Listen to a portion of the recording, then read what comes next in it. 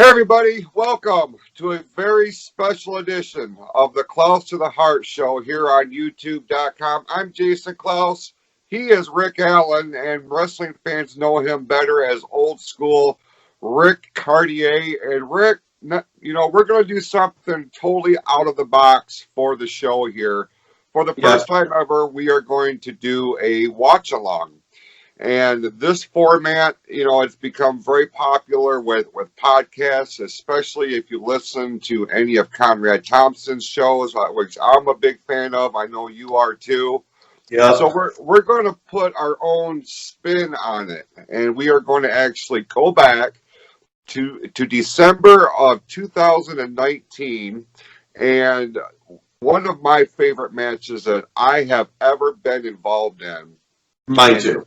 it's going to be the I Quit cage match that we did at Christmas Clash of 2019. And before we start the watch along here, and we're going to do it a little bit differently than what Conrad does, um, you are actually going to see the match, as the main screen, and Rick and I are going to be down kind of in the corner, just kind of talking about what went on, what went through our minds during the course of this match.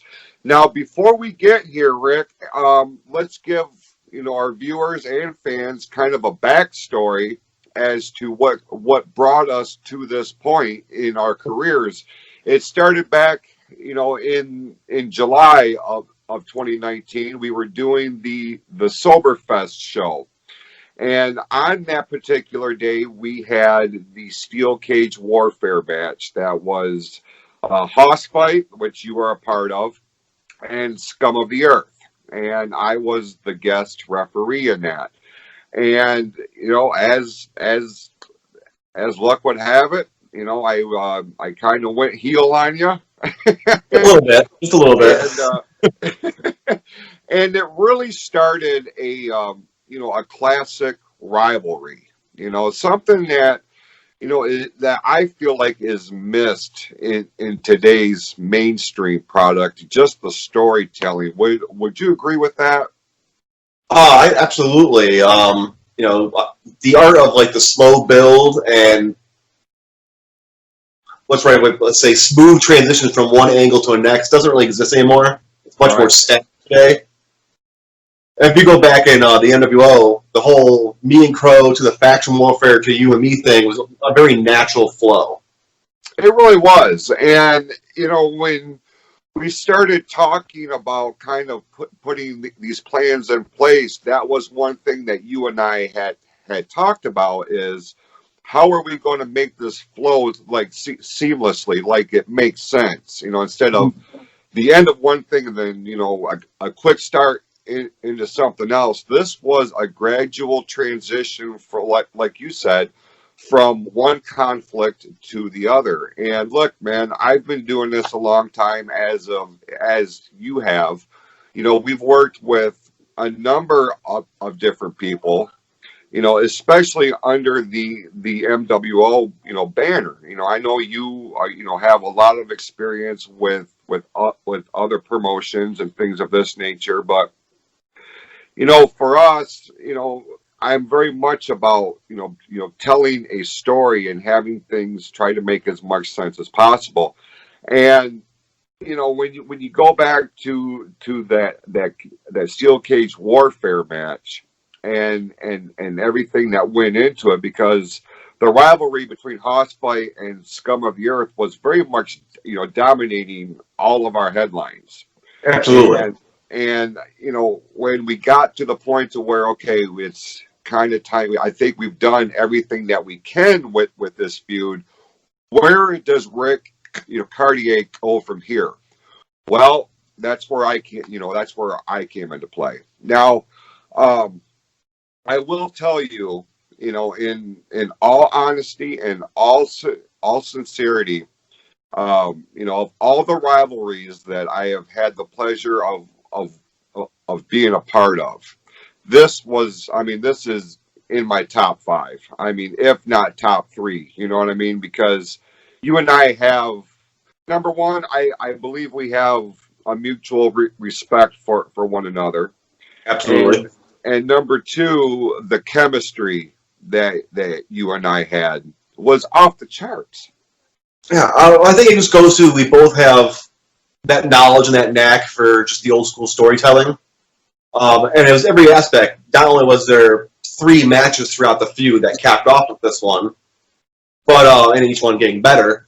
Right. But we had the things like the little backstage, walk the halls, bump into each other, and just have a stare down, or the contract signing, and we knew how to place our words and mannerisms a way to get the most, the most out of it, the most reaction. Right. I just built this. Yeah, you talked about the series of matches that we had before we got to Christmas Clash. It started at Summer Smash. That was really our first, high profile one-on-one match, and I remember that match like it happened yesterday. And I'll be 100% honest with you. I was nervous, and I haven't been nervous about going into a match in quite some time, but with that one, I really was, because I didn't want to shit the bed, for the lack of a better term, right? Because I know you are such a big star on on the independent scene for other promotions. I didn't want to bring you down, because my in-ring work was, it's hit and miss at this point in my career. I'm not on every show anymore. I'm not wrestling each and every time. So I was like, oh man, I don't want to make him look bad. But I thought, once we got in there and the bell sounded and the feeling out process, man, everything just, it flowed. You know what I'm saying? It did, and the thing is, I was nervous too. Because we had, even all my time with the NWO, we have never really crossed paths, other than I think one specialty match, and there was kind of a schmoz involved in that, if I remember correctly. So, and going into this one, working with the promoter is always a nervous thing. Sure. But you've also had around 10 to 15 years more time, so you know what you're doing in there. So I was nervous too. In the Summer Smash match, I felt it was a good match, a really solid match, but there was a few hiccups I knew both of us could be better at, and that would correct itself in the following matches. Right. So from Summer Smash, we moved on to Tricker Slam. We brought Hughes into the equation, and we had this match for the MWO Championship, a 3-way at ONTV Studio. And what my biggest takeaway from that was, aside from the vignettes that we taped backstage with Joe's help, who is, he is a treasure, because he just makes us look like $1 million, right? And with Hughes involved there, it was set up to be just a straight up, a triple threat. But we got to the studio that day, and as they were setting the ring up, I just kind of happened to look up into the rafters, and you walked up to me, and I'll never forget this. You said, "Are you thinking what I think you're thinking?" And I just kind of looked over at you, and we both nodded. That's all we had to do. Yeah. I was like, well, we better find Jeremy and see how he feels about this, because we had taken the title off of him, and very controversial fashion. And I was going in as the MWO champion for that match, and we knew that the title was going to be put back on him, and you and I were going to resume our one-on-one rivalry, because we already knew that Christmas Clash. We already had an idea that this is where we were heading with the cage match and everything. as far as Trigger Slam is concerned, was there anything about that match that stood out? One, it was just a really good match. But the fact that we're on live television broadcast at the time, so we have a very set time frame. Right. And as tends to happen in wrestling, when you're worried about going too long, people tend to go very short. Right. So most of the undercard had filled out in about, what do we have? Do we have 3 hours or we have 2 hours? We got a 3 hour time block. Yeah. Because Okay. it was a super card. We had a Survivor Series, type of match on the card. So I wanted to make sure that everybody had time to you know to do what they wanted and things of that nature. And I had kind of forgotten about that because by the time they were rolling the vignettes for our match, we had like an hour left worth of airtime, right? Yeah. So we ended up going 35-ish minutes in the ladder match. Yeah. Maybe 40 with like entrances. Yeah. Which was, but I guess it's better to have too much time than to rush through it, right? Because when you try to rush, that's where people tend to get hurt and they start to get sloppy and things of that nature. That certainly was not the case with that particular match. So that brings us to this. This is the steel cage I Quit match. It was the main event spot of Christmas Clash, which I got a little bit of heat for, backstage because, in the history and traditionally the MWO championship match or the heavyweight title match of any promotion really is the one that more often than not will close the show out. We decided to not go that route with this one. You and I actually closed out the show, and the reason why I did that, number one, was I felt like, and this could be part of my ego talking, but I felt like our match had the dominant build-up, the dominant storyline and the backstory, and the fans were invested in what was happening with you and I. Yeah, I feel like we were the marquee match, but there's also the logistics of the cage. I was just going to say that too. Yep.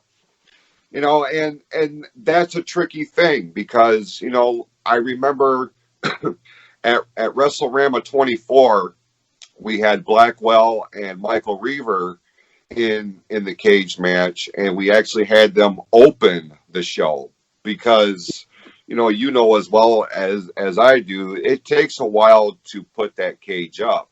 It comes down in a fraction of the time, right? Yeah. So we were a little bit worried about that, and I remember when we did the pre-show, pep talk and everything. It's got to be all hands on deck. You guys, we need everybody out there to put this cage up with the quickness, and and for the most part, everybody went out there and busted ass, and that thing went up. I mean, pretty quick. I remember it being pretty quick, pretty smooth. Yeah. We've had times where it was not smooth. Oh, for sure. But I mean, we were at the Richfield Road Church in Flint, which had been our home venue, so it wasn't like we walked into a brand new building and didn't know the layout or anything like this. This is a venue that we had been in many times over the course of 4 years, I think. So I mean, that was to our advantage, and the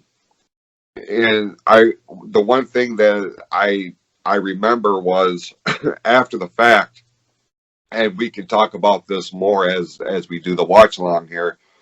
After the match and everything was getting broke down, my brother walked up to me. He said, "I knew something was going to happen in terms of juice because you took the cloth, mat cover off and put the vinyl one on." Yep. And you know, it was what it was, right? I A mean, rarity for the MWO, but it correct. was. I felt it fit where we were as far as a feud. Absolutely. I mean, it really added to it. You Mm. know, you know, and nowadays with the mainstream products, as you know, specifically in WWE, you know, they really shy away from blood now, and I get it. But if you have a Hell in a Cell match, you know, Yeah. it kind of goes with the territory. So when you have a cage match of that magnitude and you don't see anything like that, you're like, it kind of doesn't seem as real, I guess, for the lack of a better term. But Oh yeah, so exactly. what we're going to do real quick is we are going to run a quick timeout here, and when we come back, we are going to sit here. That's why I'm kind of in a weird location. I'm actually in kind of the living room part of my man cave. You know, I've got the TV in front of me, so we're going to take a real quick time out, and when we come back, Rick and I are going to watch along the one of my favorite matches that I've ever been in. So stick around. More of the Klaus to the Heart show is right after this.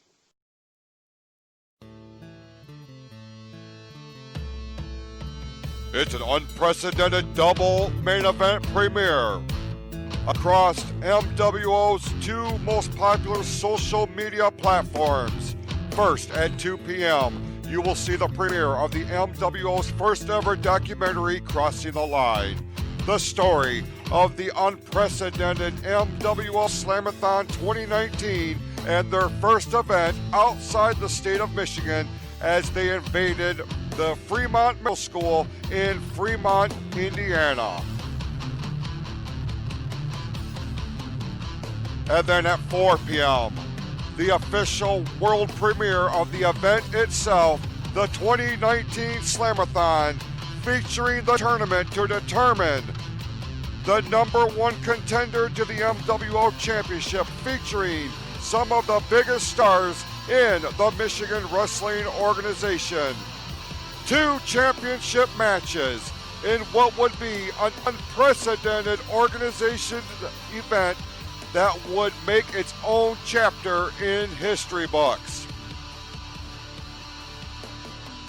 And it all kicks off at 1:30 p.m. exclusively on the MWO Facebook page with a live Q&A pre-show from CEO Jason the Basher Klaus.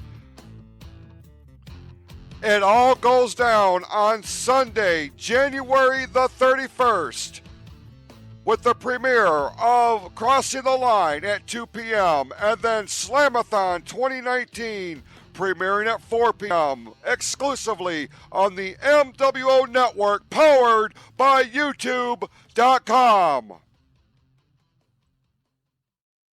Play. There it goes. And Simon Page is coming out here.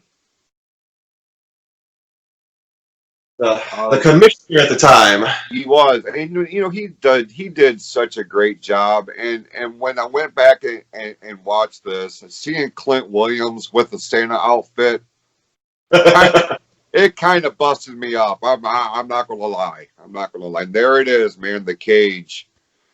When you walk out, Rick, and you know, we've all had a hand in putting the cage on the ring, but when it's your match, what kind of thoughts run through your mind as soon as you bust, you know, through the curtain and there it is?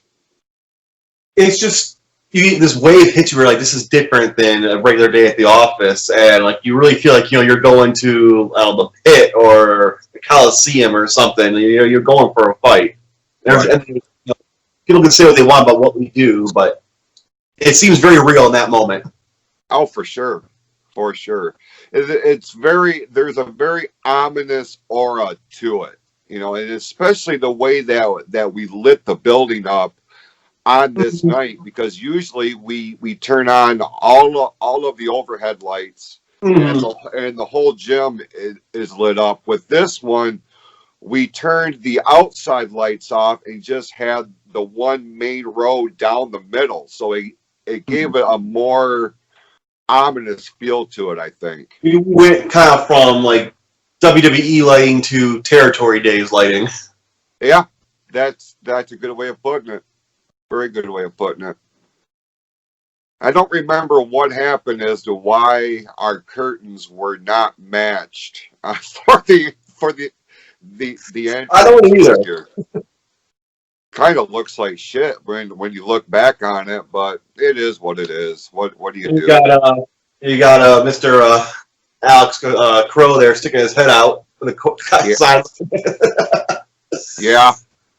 Well, I mean, when you can sell out the locker room, when you always talking shit to the fans, but when you can get the roster invested in what you're doing, like legitimately, you've done some pretty deep, decent business. That's true, and I know everyone was keeping eyes on us the whole time for this one. Right. On this particular night, it wasn't our biggest draw at that venue, especially for Supercard. Still decent. Don't get me Yeah. wrong. But the fans were there. Those were our hardcore fans, and I they're think I'm not positive, but I think there was something of a weather issue on that day that may have prevented fans from wanting to come out. I don't know if it was a snowstorm or something. I mean, we're talking about the middle of December here, so when I went back, I'm like, damn, I thought that there was more people in the building, but the ones like you said, the ones that were there, very invested. here on the microphone. I'm stealing a page from Harley Race and saying something to the effect of, "I don't need to prove anything to you. I know I'm already a man," Yeah, which is a total Harley Race line. totally, totally. That's one of the things when I went back and watched this in preparing for it, just the kind of anytime Dan Tanner put the microphone in my face when you had me in a move, the stupid shit that I said into the microphone, Well, just I so I think wouldn't have to say I quit. were you trying to crack me up because there are I a couple times was. I bite my lip or something. I think it's even more so when you watch the video with the actual commentary because they play into it and make Yeah, it more. absolutely. And you knew I was ready for business on this day because I actually wore elbow pads, and I don't hardly ever wear elbow pads. And I taped my hands up more than I usually do. I'm like, I wanted this to look like I was taking this very, very seriously. Oh And I yeah. got, and I got to tell you, I am a fan. For a guy that really has a great appreciation for gear. I am a fan of your outfit on that day. Thank you. I like my maroon trunks. My William Regal drop kick. Boom! Little Right out the gate too, man. back it up. Oh yeah, coming out hot here. Yeah, nobody saw that coming. You know what I mean? They Oh, figured not usually a starter. a collar and elbow tie up is what we usually did, and here you come right out of the gate, and I mean right there. I mean, this is serious stuff that we're dealing with. Ring the Saturn, that's normally a finish in most situations. Yeah.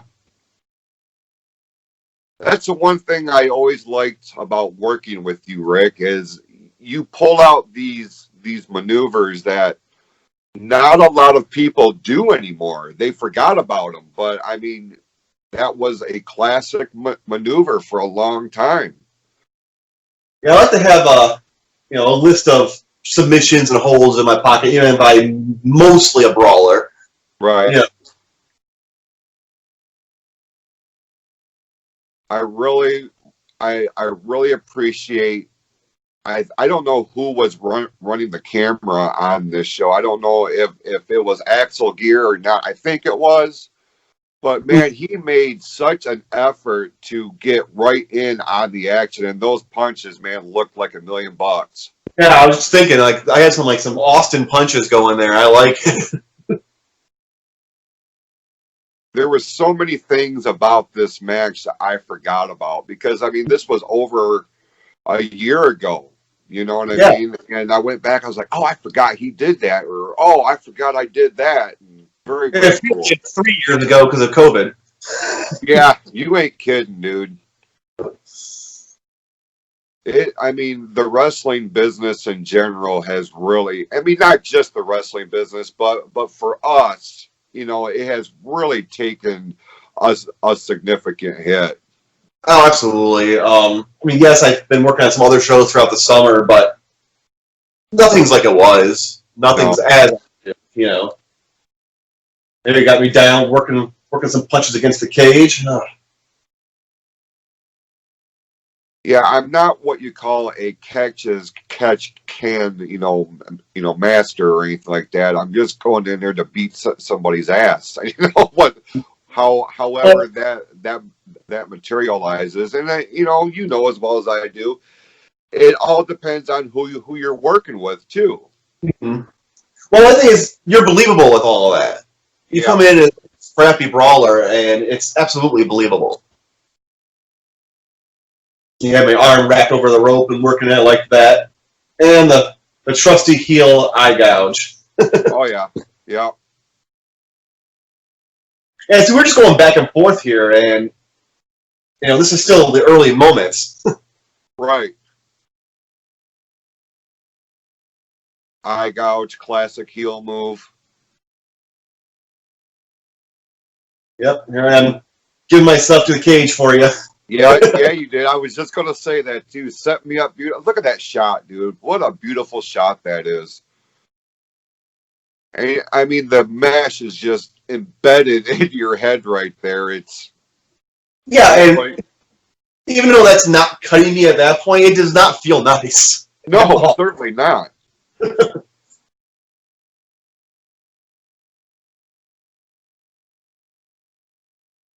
Yeah, I mean, You're heavy on the eyes here. I was working the back mostly. yeah. I think I bit you right there. I remember a time when it was first approached to me to turn heel back in 2004. Just before we did the power trip thing. I Mm-hmm. always felt like I don't know if I could work as a heel. Look at that. The fish hooking, and then oh yeah, rake the cage. Again, that is real mesh. That's not gimmicked. That don't Nope, feel good. that's no WCW rubber tips. No, certainly not. And for anybody that's watching this, I would encourage you to go back and watch this with the sound on so that you can hear what we're saying into the microphone. You can hear the commentary team. I Wolf think. Thompson, Oh, sorry. Go ahead. Wolf Thompson and Simon Page were awesome on commentary. They really did a great job in telling the story here. I was gonna say when I had the mic to you, I think that's where you're like, "I love you, Rick," and then Yeah. need me the nether regions. You need me South Florida, as Andrew Steele might know about. Yeah. Oh God. Such good stuff. Oh, sorry about that.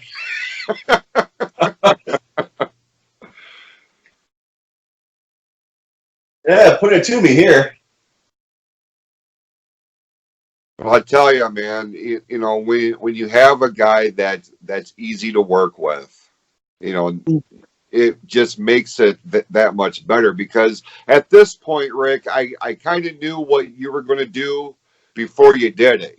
We had that series of matches, and I mean, the chemistry really was on full display in this match, I think. Yeah, we were clicking. We knew our pace. Yeah. and just go with it. And I don't think, you can you can tell me if I'm wrong, but I don't think that we had a whole lot of spots, talked out. It wasn't like we had the match planned move for move or minute for minute. We had highlights that we wanted Yeah, to put in there, but I mean, a lot of this is just going with the flow, right? yeah. It's like I think you knew I was going to start hot, but I don't think you knew exactly what. Right. We obviously had a finish, and some stuff that will come up here in a little bit. But for the most part, we're calling this on the fly. Yeah. And actually, there's not even a whole lot of talking, I don't think. It's a lot of just wait and react to each other. I was going to say that too, because if you go back and watch, you don't see a lot of verbiage between the two of us. I know every once in a while I'll say something to Dan Tanner, and he'll run over to you and relay what I said. But I mean, just a couple times, I think it wasn't anything that we did all the time. Yeah, we were very comfortable with where we were and how to work this match. Yeah. How many cage matches had you been in prior to this match? 2 or 3 tops, I think. Yeah, the steel cage warfare, the Lion's Den, and then I think I did one triple threat cage match in Indiana. Okay. Same type. Was it the same type of cage with the mesh here? The cyclone mesh fencing, yeah. I'd be scared if someone had like the old school big blue bar, you know. I would too, but there's a part of me that wants to do one in that kind of cage, just for the nostalgia purposes, Oh, I get you there. We'll have to, if we ever get one of those, to do the red, white, and blue ropes and the whole deal. For sure. I'll have you know, I made that shirt specifically for this match. That was the first time I had ever worn green in a wrestling match. Oh, you got your Christmas going with the red and green. Damn right I do. Oh, look at you, all dirty with your hidden weapon. Oh, the pipe wrench, spray painted silver to kind of blend in with the cage. You called Super Mario and got a pipe wrench. Right. Oh, right to the noggin. You're welcome. And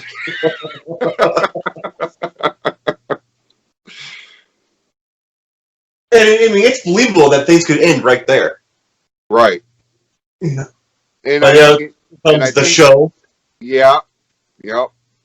They got some plunder, as Dusty would say. Bring us some plunder. Victor Cross and Big A coming out. Take care of them.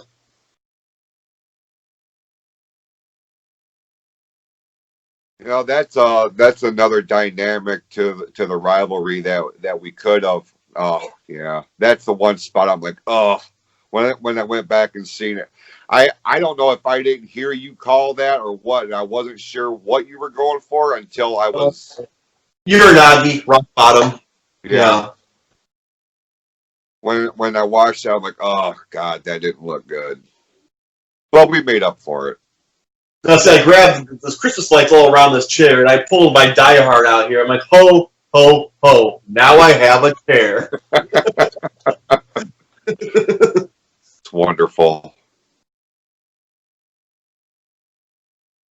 Orange chicken. Orange chicken. That's where I'm standing here trying not to laugh. I walk away. The camera didn't show you at that point. Why I said that, I have no idea. Now, this is a part I forgot about. I was like, what in the hell is he doing here? And this didn't go quite right. I wanted the whole buckle to come off, but it was actually tough to get it off, so I ended up just getting like the hook. The whole thing had to separate for me to get it off. Well, when those ropes are tightened like that, especially when you're starting with the bottom one, man, everything is so tight right there. It's Yeah. difficult to get it rolling. But you did it like a champ. It was one of those ones where I'm like, okay, this is taking too long. Come on, come on, come on. You know? I was appreciative of it. And then I take my time to sell the hook, the point. Yeah. And you know, Rick, it's those little nuances, man, that make all of the difference. Instead of What is? just rushing into that spot, you took your time. You really sold it, and I think that's part of one of your best attributes as a wrestler is your ability to tell the story while you're in there. I Thank you. wish more guys took that kind of time to let it play out. You know what I'm Mm. saying? I was a little obvious going to the wrist tape there, which upsets me a little bit, but Well, it wouldn't have been that big of a deal had the camera not been right on you when you were doing yeah. it. I don't really think the fans knew at that point. I mean, they will once you pick your head up, but at the time, it was what it was, and that's how I knew you were bleeding when I shook my hand. I was like, oh damn, he's Yeah. And then you go right to No, I have to say, watching this video, and I have seen it a couple times, we'll know where it goes. The amount, oh, look at that shot. beautiful. But the amount of blood that you see on the video does not do justice to us in there, because it was all over us. Yeah. You know, when I look back at this and I watched this yesterday in preparation for the watch along here, I can't help but think that this is the match that kind of pretty much signaled the end of our run at the Richfield Road Church, because we didn't tell anybody that we were doing this. You know? No, at that time we were there during like the pre-show meeting when they usually come in, talk to us, say be safe, and then do a little prayer. There was kind of an offhand comment about it. Yeah, yeah. Well, we would do one show after this at the next month, and then the Bunkhouse Brawl was February the 9th, and then the pandemic hit. Yeah. And it was, you know, right at the start of COVID that's when I got the call. I was actually in Alaska with my family when I got a text message from the church that says we need to talk to you, and I'm like, well, I'm in Alaska. You're going to have to wait till I get home. And then when I got home, that's when they told me that we were done there. Uh, And well, as a whole, we should hopefully not as much to do with us, but you know, if it is, I think it played into it a little bit. You know, I have my opinions of it just because of other things that were happening at that time, specifically involving my brother and his wife, and just kind of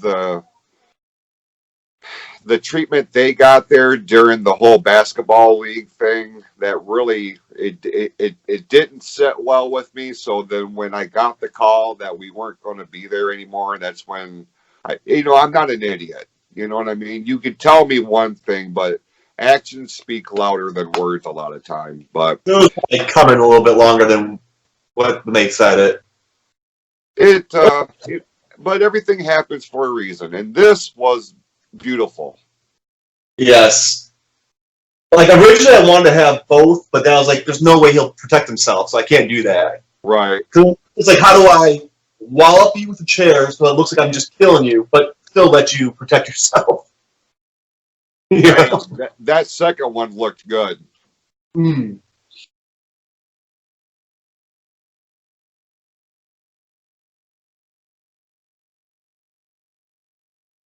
Man, oh man, Rick, this every time this is my second time watching this in as many days, and every time I watch it, I see something different. It's like, man, Ric Caurdiea is there's no tap out here. But I mean, it really solidifies in my mind why you are one. You are one of the most talented guys doing this on any level. You know I what I'm appreciate saying? it. We had a little confusion here. I think I was going to go for the caddy The ride. caddy ride, yeah, It's still a struggle, but you can tell there's a little hiccup there. right, That was great, though. yeah. And because we did that, I don't think anybody really picked up on the fact that we were hung up Having there, a for the lack of a better term. Well, you know, if the things were a real fight, not every struggle would look pretty either. It's true. Very true.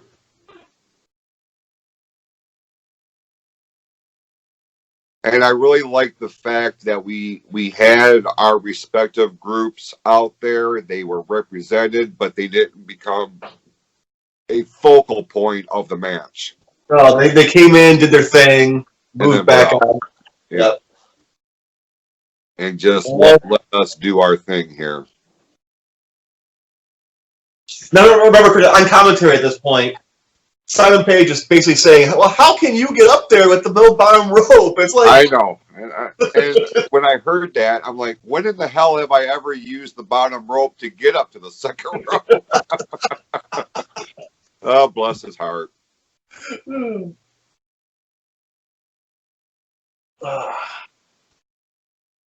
know, that chair with all the lights on it. One of the biggest memories, I don't know why it sticks in my mind so much, was when this match was done. I don't know if it was we were still around ringside afterwards or if it was in the back. But you had a yellow piece of that Christmas light bulb, but not the whole thing, just the bulb piece stuck right here in your temple. I don't know if it was like cut in or just sticking there. I don't know, but I had one in the back of my head too, because Melissa and my brother are sitting at ringside, and because when the camera went around one time, I saw Jeff. He's on that side right there with the white hat on, but he yelled in at me that I had something stuck in the back of my head, and it was one of those lights. And oh my God, there's that damn ex-con. he threw that cage door. Damn right he did. Yeah, I think he was half hot at me about something. And we put the regal stretch on you. Great camera work. So I think I wait for the talking and then I wrench it.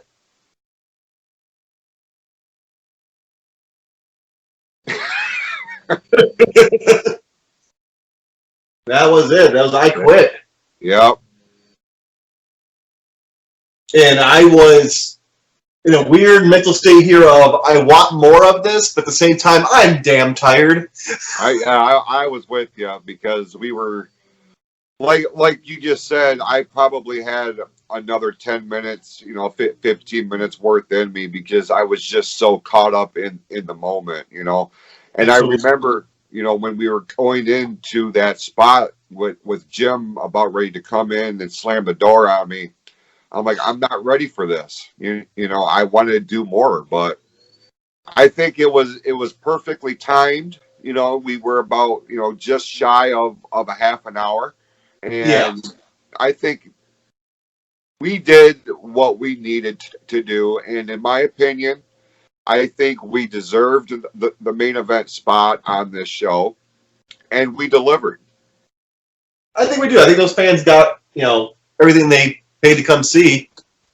I love how fast out of the cage TJ is running up to me with wipes for the blood. Yeah. Yep. TJ Brewer, man, he's something else, that's for sure. Always trying to help out, if nothing else.